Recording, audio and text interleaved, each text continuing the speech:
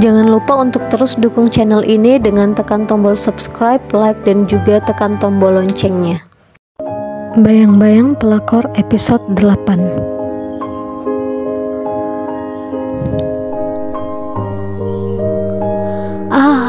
Sial, teriak Arya. Dia tidak pernah menyangka bahwa kesalahpahaman yang terjadi membuat hubungannya dengan Siska jadi berantakan. Arya yang masih berdiri di depan rumah dengan mata memerah kemudian menelpon Tisha. Halo Tisha. Halo Mas, aku senang banget loh kamu telepon aku, jawab Tisha. Kamu ngomong apa sama Siska? Tanya Arya dengan marah. Aku nggak ngomong apa-apa Mas, aku nggak ngerti maksud kamu apa, jawab Tisha pura-pura tidak tahu. Gara-gara kamu, istriku sekarang pergi dari rumah. Aku minta kamu jauh-jauh dari kehidupanku, teriak Arya dengan amarah. Aku salah apa sih Mas? Kamu nelpon langsung marah-marah. Arya tak berkata apapun lagi. Dia langsung mematikan teleponnya. Dia merasa sudah cukup puas melampiaskan amarahnya pada Tisha. Semua karena Tisha yang memintanya untuk mengantarnya ke restoran, sehingga Arya harus ikut makan malam dengan rekan kantornya itu, dan Siska jadi salah paham karenanya. Sementara Tisha yang mengetahui bahwa Siska pergi dari rumah Arya merasa sangat senang. Ini kesempatan emas buatku untuk bisa merebut hati Arya, pikirnya. Siska melajukan mobilnya. Dia tak tahu harus kemana. Jika dia pulang ke rumah orang tuanya pasti akan bertanya-tanya kenapa dia tidak bersama Arya. Tapi di malam seperti ini, dia harus kemana lagi? Dia akhirnya memberhentikan mobilnya dan turun. Dia berdiri di dekat mobilnya sambil berpikir dan terus menangis. Tak lama kemudian, seorang wanita menghampirinya. Siska? Ucap wanita tersebut. Siska yang mendengar namanya disebut langsung menoleh ke arah wanita yang sedang berdiri di sampingnya itu. Wanita itu adalah Tiara, mantan kekasih Arya dulu. Tiara? Ucap Siska lalu menghapus air matanya. Kamu ngapain di sini? Kok kamu nangis? Tanya Tiara. Tak tahu harus berbicara pada siapa lagi, Siska akhirnya bercerita pada Tiara. Tangisnya pecah. Arya, dia ada hubungan sama anak dari pemilik perusahaan tempat dia kerja, kata Siska dengan air mata yang tak henti keluar dari pelupuk matanya. Tunggu. Kamu tenang dulu. Aku masih nggak ngerti dan nggak yakin. Tapi sekarang kamu ngapain malam begini di sini? Tanya Tiara.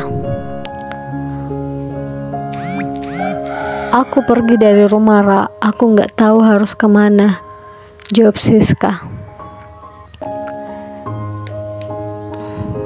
Gini aja, kamu ikut sama aku.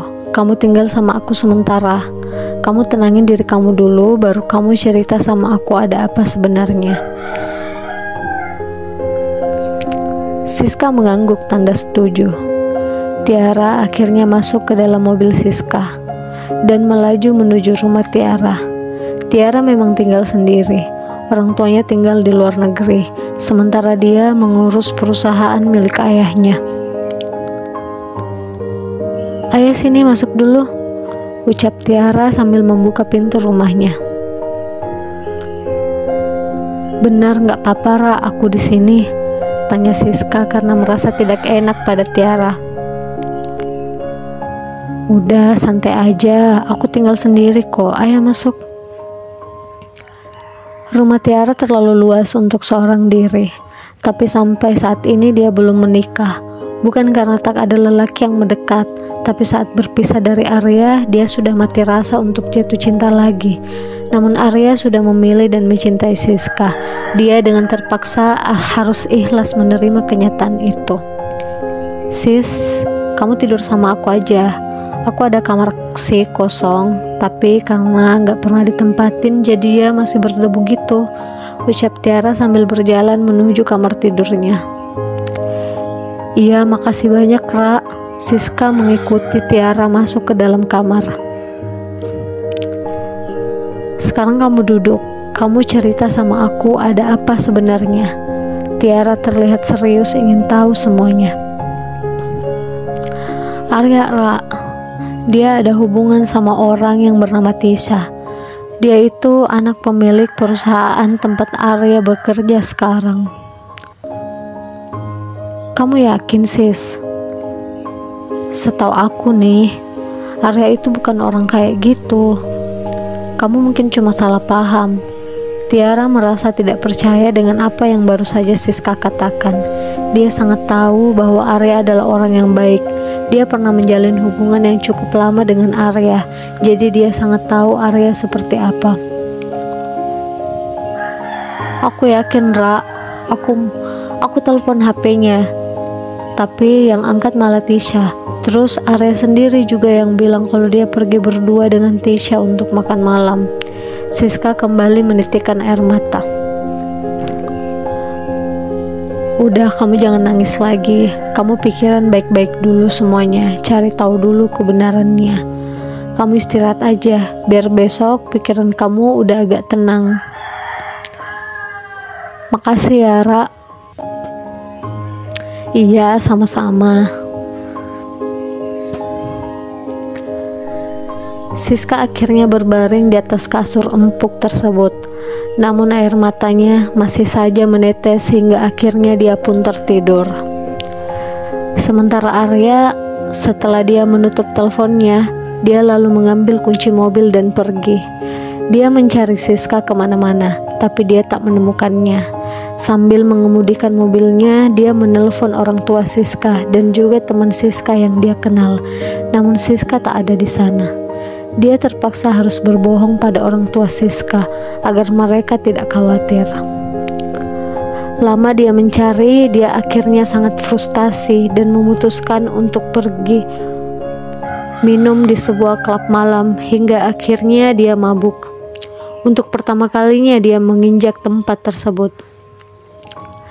Saat dia sudah mabuk, dia berniat keluar dari tempat tersebut dan ingin pulang. Dengan berjalan berbelok-belok sambil menyandarkan telapak tangannya di dinding karena kepalanya yang pusing akibat minuman keras tersebut, Arya hampir saja terjatuh. Namun seseorang menahannya hingga ia tak jadi tergeletak. Arya, kamu ngapain? Kamu kenapa? Tanya seorang wanita yang memegang Arya. Dia Tisha. Tisha memang sering pergi ke tempat hiburan malam seperti itu karena kehidupannya yang mewah dan tak pernah dibatasi oleh orang tuanya. Dia sering pergi ke tempat hiburan seperti itu bersama teman-temannya. Namun dia tak pernah menyangka kali ini dia akan bertemu Arya, orang yang sangat dia cintai itu. Tisha, semua gara-gara kamu. Pergi kamu dari sini, kata Arya dengan setengah tersadar. Dia tak ingin dipegang oleh Tisha. Kamu mabuk ya, Arya? Aku antar kamu pulang sekarang, kata Tisha sambil menopang tubuh Arya. Dia tak menghiraukan penolakan dari Arya. Arya yang sedang mabuk tak bisa berbuat atau berbicara apapun lagi. Dia hanya menurut. Melangkah pun dia sudah tak kuat. Sesampainya di rumah, Tisha membantu Arya berjalan masuk ke dalam kamar. Terlihat mata Arya terpejam, tapi sesekali dia menyebut nama Siska. Dia setengah tersadar. Tisha membaringkan Arya di tempat tidurnya dan membuka kancing baju Arya agar tidak gerah. Dipandanginya wajah Arya. Dia sangat mencintai pria yang ada di hadapannya itu.